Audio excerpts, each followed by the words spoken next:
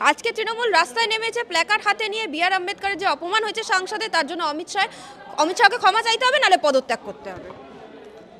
কে বলছে? কে রাস্তায় নেমেছে? মমতা ব্যানার্জি? কুণাল ঘোষ।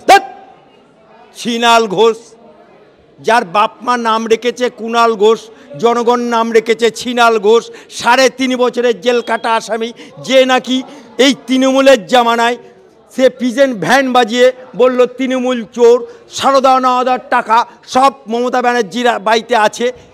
আজকে যে লোকটা বলল সুদীপ বন্দ্যোপাধ্যায়কে টিকিট দেওয়া যাবে না, আবার সুদীপ বন্দ্যোপাধ্যায়ের বাড়িতে গিয়ে চা খেয়ে সুদীপ বন্দ্যোপাধ্যায়ের সাথে হাতে হাত মিলিয়ে চলতে পারে।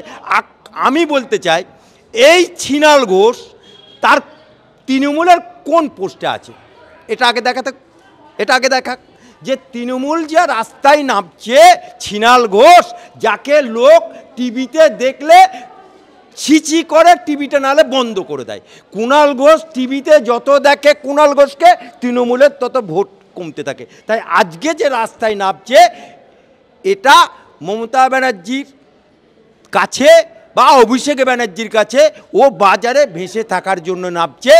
কোনোদিনই এদের নেত্রী নাট করো মুখ্যমন্ত্রী, এই মমতা ব্যানার্জি কি বলেছিল? ভারতের প্রধানমন্ত্রী নরেন্দ্র মোদীকে কোমরে দড়ি বেঁধে ঘোরাবো বলেছিল, অন ক্যামেরা বলেছিল। তা নরেন্দ্র মোদীকে কোমরে দড়ি দিতে পেরেছে মমতা ব্যানার্জি? উল্টে ওর খাদ্যমন্ত্রী বালু জেল খাটছে, ওর শিক্ষামন্ত্রী পার্থ জেল খাটছে, ওর চরম গুড় বাতাসা 5 জনের বাড়ি 2 বছর জেল খেটে, ওর রাকিব জেল খাটছে, ওর শাহজাহান জেল খাটছে, ওর কুন্তল জেল খাটছে। অমিত শাহের লোমটাও স্পর্শ করতে পারিনি। তাই এটা বাজার খাওয়ানোর জন্য, নিজেকে ওই তৃণমূলে বেঁচে থাকার জন্য, ভেসে থাকার জন্য। শ্যাওলা দেখেছেন? শ্যাওলা ভাসতে থাকে পুকুরে, ও এখন শ্যাওলা হয়ে গেছে, এপার থেকে ওপার ও সাঁতরে বেড়াচ্ছে। সেখানে কিন্তু কুণাল ঘোষ বলছে যে বাংলাদেশে যে ঝামেলা হচ্ছে কেন্দ্রীয় সরকার তা থামাতে চায় না বলে থামাচ্ছে না। ওর বউকে মানে না, ও আবার ওর কথা পাবলিক শুনবে, ওর কথা ওর বউ শোনে না, তো পাবলিক ওর কথা বললে পাবলিক মজা নেয়, মজা নেয়। বে ছিনাল ঘোষ বলছে মজা নেয়, এই ফেল মজা নেয়। তাই এই চোর এখনো পর্যন্ত ওকে যে কোনো মুহূর্তে ফাইলটা খুললে আবার জেলে ঢুকে দিতে হবে। যার এক পা কলকাতায় বাড়িতে আর এক পা জেলে পড়ে আছে, অর্থাৎ বাঁচাও সাধুবাবু বলেও পার করতে পারবে না। তাই এই লোকটি এখন এই সমস্ত কাহানি কথাবার্তা মিডিয়ার সামনে বলে বেড়াচ্ছে।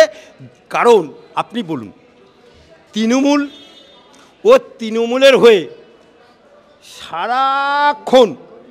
সারাক্ষণ গাল দেয় বিরোধীদের, বকতে এত বকা বকে যে কুত্তাগুলো ভোগ করা বন্ধ করে দিয়েছে। সেই লোকটিকে, ও কিন্তু একবার রাজ্যসভার টিকিট পেয়েছিল, এবারে সিপিএম থেকে আসা ঋতব্রতকে টিকিট দিল, কিন্তু ওকে দিল না। অর্থাৎ কুণাল ঘোষের কপালে টিকিট নাই রে, টিকিট নাই। অর্থাৎ তৃণমূলের নিয়ে जितना भोंकना है भोंको, लेकिन तुम्हारा नज़र में, तुम्हारा नसीब में तृणमूल का कोई टिकट নাই রে, টিকিট নাই। এবং সেখানে কিন্তু জঙ্গিরা ধরা পড়ার পর বলছে কলকাতায় ঘুরতে এসেছিলাম, কলকাতায় এনজয় করতে এসেছিলাম। কলকাতাটা কি ঘোরার জায়গা? মমতা ব্যানার্জি বলে না লন্ডন যাবে, এটা লন্ডন বানিয়ে দেবে, কলকাতাকে লন্ডন বানিয়ে দেবে বলেছিল, লন্ডন বানিয়ে দিয়েছিল। তো লন্ডনের ল হয়েছে কিনা জানি না। আবার মমতা ব্যানার্জি আমাদের বাংলায় শিল্প নেই বলে ওই বাইরের দেশে গিয়ে শিল্প করার জন্য জগিং করছিল, জগিং করছিল বাইরের দেশে গিয়ে। সেখানে শিল্প তো এলোই না, উল্টে আমাদের দক্ষিণ কলকাতার সৌরভ গাঙ্গুলি, যার একটা চায়ের দোকান করার ক্ষমতা নেই, তাকে দিয়ে টিকিট মানে ঘোষণা করে দিল শালবনীতে শিল্প হবে, অথচ শিল্প হলো না।